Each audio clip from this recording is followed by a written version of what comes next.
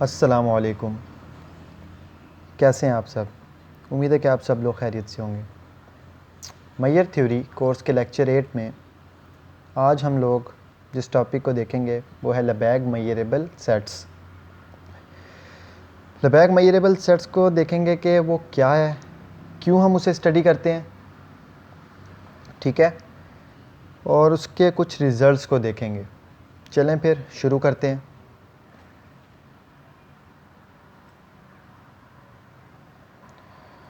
All right, Lebesgue measurable sets कहता है कि let E is a subset of R, तब ई हमारे पास लेबेग मैयरेबल सेट कब होगा?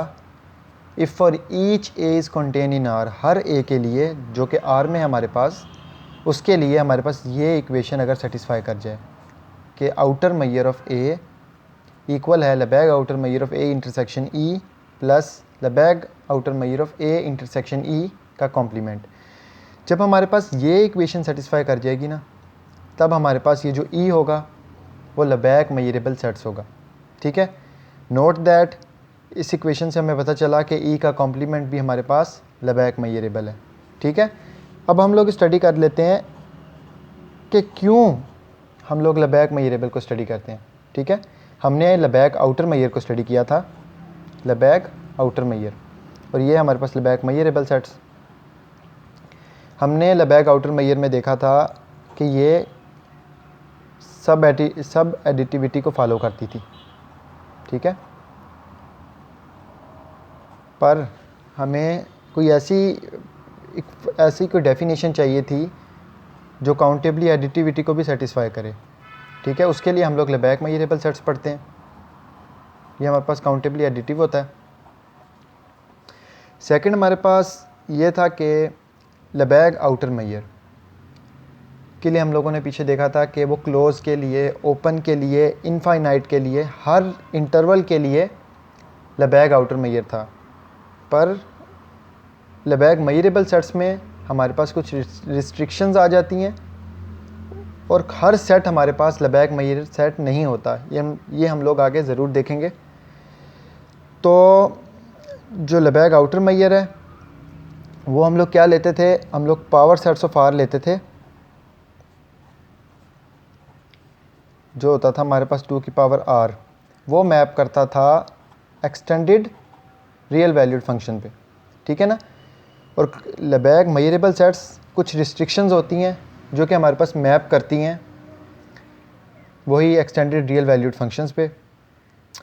अब नेक्स्ट हम लोग इसका एक रिज़ल्ट देख लेते हैं, जो कि हमारे पास एक लेमा भी है, और लेमा है कि अगर लेबेग आउटर मैयर ऑफ ई हमारे पास 0 हो जाए तो ई हमारे पास मैयरेबल होगा, ठीक है।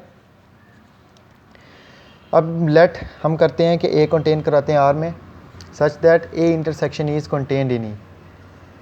ए भी हमारा आर में है, ई भी हमारा आर में है, ठीक है। अगर हम इन दोनों का इंटरसेक्शन लें तो या तो फिर फाई आएगा या तो फिर ये ई में भी कंटेन करेगा, क्योंकि दो सेट्स का जो इंटरसेक्शन होता है हमारे पास वो इसमें भी होता है और वो इसमें भी होता है। अब अगर ए इंटरसेक्शन ई फाई है हमारे पास, ए इंटरसेक्शन ई फाई है हमारे पास, तो सेट थ्योरी हमें ये बताती है कि फाई जो है हर सेट में कंटेन करता है, तो इसका जो फाई है हमारे पास वो ई में कंटेन करेगा। और अगर ये नॉट इक्वल्स टू फाई है तब वो ये ई में कंटेन करेगा, ठीक है ना। हम इसे इस तरह लिख सकते हैं, since A intersection is contain in E. अगर हम लेबेग आउटर मैयर ले लें तो जो चीज़ किसी में कंटेन कर रही हो तो वो लेस इक्वल होती है, क्यों? क्योंकि एम स्टेरिक हमें पता है कि मोनोटोन है, ठीक है। सिंस हमारे पास लेबेग आउटर मैयर ऑफ ई तो 0 है, दिस इम्प्लाइज दैट कि M steric A intersection E भी 0 है। बट हमें ये भी पता है कि किसी भी सेट का आउटर मैयर 0 से ग्रेटर इक्वल होता है, this implies that A intersection is equal to 0।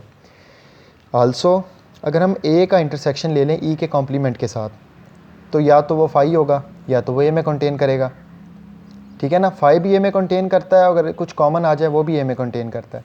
हम लोगों ने ले लिया इसका लेबेग आउटर मैयर। क्यों ये लेस इक्वल क्यों आया? क्योंकि एम स्टेरिक हमारे पास मोनोटोन है, ठीक है। अब अगर हम इस लेफ़्ट हैंड साइड पे कुछ ऐड कर दें, हमें ऊपर प्रूव किया है कि Lebesgue outer measure of A intersection E equals to 0 है, ठीक है ना। अगर हम कुछ में 0 ऐड करें तो कोई फ़र्क नहीं पड़ता, और 0 को हम लोग M steric A intersection E लिख सकते हैं। तो ये इक्वेशन 1 आ गई हमारे पास। अब आप देखो कि हमने एक ए लेट किया है। ए हमने क्या लेट किया है कि ए हमें पता है कि ए का इंटरसेक्शन हम अगर आर के साथ लें तो हमारे पास ए ही आता है, और आर क्या है हमारे पास, ई यूनियन ई का कॉम्प्लीमेंट। ई हमारे पास सबसेट है आर का, ई कॉम्प्लीमेंट उस सबसेट के अलावा सारे सेट। तो अगर हम उसका इसके साथ यूनियन लें तो हमारे पास फिर से आर आता है। तो हम इसे ए intersection E union A intersection E का कॉम्प्लीमेंट लिख सकते हैं, ठीक है। ये भी हमारे पास ए के इक्वल होगा। सेम टू सेम ए हमारे पास A intersection E union A intersection E का कॉम्प्लीमेंट, ठीक है। अगर हम इसे एक वेन डायग्राम से समझें, मैं रफ सी एक वेन डायग्राम बना लेता हूँ कि ये है हमारे पास फॉर सपोज़ आर के अंदर हमारे पास 2 सबसेट्स हैं उसके।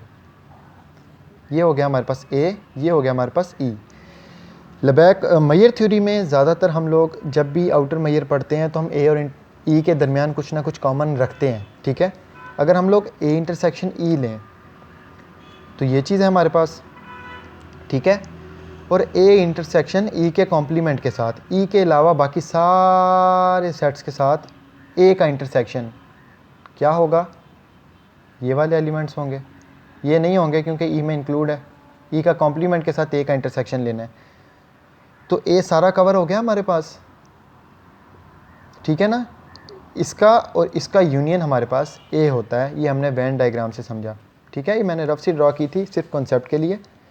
अच्छा, अगर सिंस हमारे पास ए ये है तो इसका लबैक आउटर मैयर इसके इक्वल होगा, Lebesgue outer measure of A intersection E union A intersection E complement. Since हमें पता है कि यूनियन का Lebesgue outer measure less equal होता है उसके सम के, क्योंकि एम स्टेरिक हमारे पास सब एडिटिव है। ये चीज़ हमने प्रूव की हुई हैं, ठीक है। अब इसे हम लोग नाम दे देते हैं इक्वेशन 2 का। इक्वेशन 1 और equation 2 M asterisk of A less equal है M steric A intersection E plus M steric A intersection E complement.